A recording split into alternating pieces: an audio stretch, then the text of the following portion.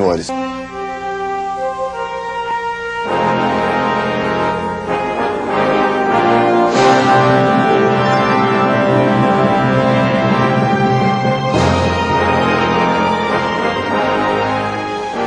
Você vai conhecer agora os móveis do santuário.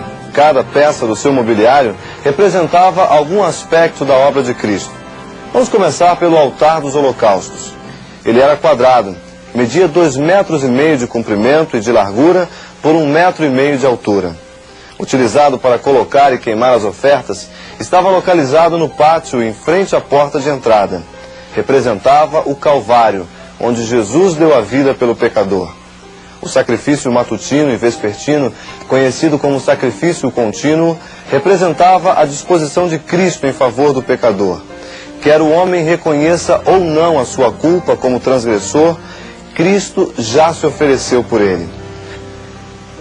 Várias espécies de ofertas eram oferecidas sobre esse altar, algumas inteiras, outras somente em partes. Entretanto, o pensamento principal com relação a esse altar era a oferta dos animais. Por exemplo, na oferta voluntária pelo pecado, o pecador trazia um cordeiro sem mancha, de 1 ano de idade. Confessava seu pecado colocando as mãos sobre a cabeça do cordeirinho, simbolicamente fazia a transferência da sua culpa para o animal inocente que morreria em seu lugar. O cordeiro era degolado ao pé do altar do sacrifício pelo próprio ofertante. O sangue colhido numa bacia de ouro era passado para um recipiente menor. Era aspergido pelo sacerdote nas pontas do altar e jogado na sua base. A oferta era cortada em pedaços, simbolizando o Cristo que foi ferido pelas nossas transgressões e moído pelas nossas iniquidades. Colocadas sobre o altar, a oferta era queimada como um sacrifício de aroma suave ao Senhor. Estas cerimônias ensinavam as lições sobre justificação, redenção e reconciliação. Um comentário especial se faz a respeito deste altar e da maneira como foi aceso. Uma chama procedente daquela luz resplandecente que inundava o lugar santo descia sobre o altar e ateava fogo aos sacrifícios. Essa chama milagrosa era um sinal, não somente da aceitação das ofertas e do estabelecimento da autoridade de Arão, mas da presença divina naquela habitação escolhida. O pátio do santuário simboliza também o primeiro estágio da vida do cristão, a justificação pela fé. Antes de seguir para o lugar santo com o sangue colhido no cadinho, o sacerdote passava pela pia de cobre no seguinte ritual. A pia de cobre, normalmente conhecida como bacia, estava localizada entre o altar e a porta do santuário.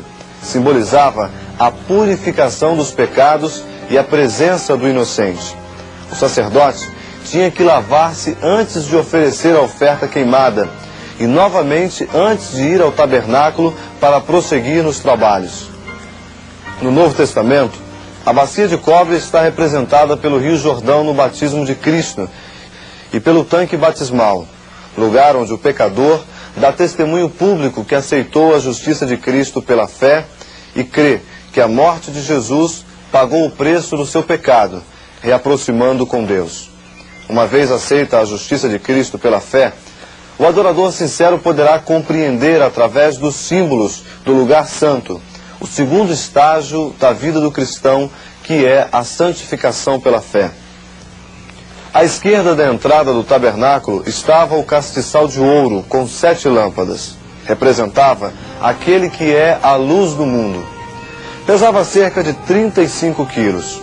Em ouro maciço, tinha 1,5 metro de altura e 1 de largura. Logo podemos entender a aplicação. Não existe santificação sem a luz de Cristo e de sua palavra na vida do cristão. A mesa dos pães da proposição, um símbolo do pão que desceu dos céus. A cada sábado se colocava sobre a mesa 12 pães sem fermento, simbolizando as 12 tribos de Israel. Ao mesmo tempo, simboliza também a Jesus Cristo, o pão da vida. Tinha o propósito de lembrar que é Deus que provê todas as nossas necessidades.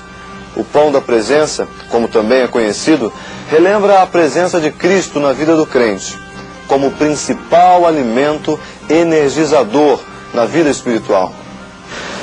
O que fortifica o cristão no desenvolvimento de sua santidade é alimentar-se do pão da vida. A mesa dos pães da proposição relembra também o serviço da comunhão. Cristo disse em João 6,54: quem comer a minha carne e beber o meu sangue tem a vida eterna, e eu o ressuscitarei no último dia. O altar do incenso simbolizava o altar da família, o lugar secreto de oração ou qualquer outro lugar onde se ora a Deus. O incenso, subindo com as orações, representa os méritos de intercessão de Cristo e sua perfeita justiça. Desta maneira, o culto de seres pecadores torna-se aceitável diante de Deus. Do altar do incenso aprendemos muito sobre o poder da oração. Não haverá santificação sem oração. Assim, entendemos o cuidado que Deus tomou em demonstrar em símbolos perfeitos as lições de dependência necessária àqueles que querem galgar a perfeição em Deus. Dedicando tempo à oração, encontramos o poder para vencer o mal.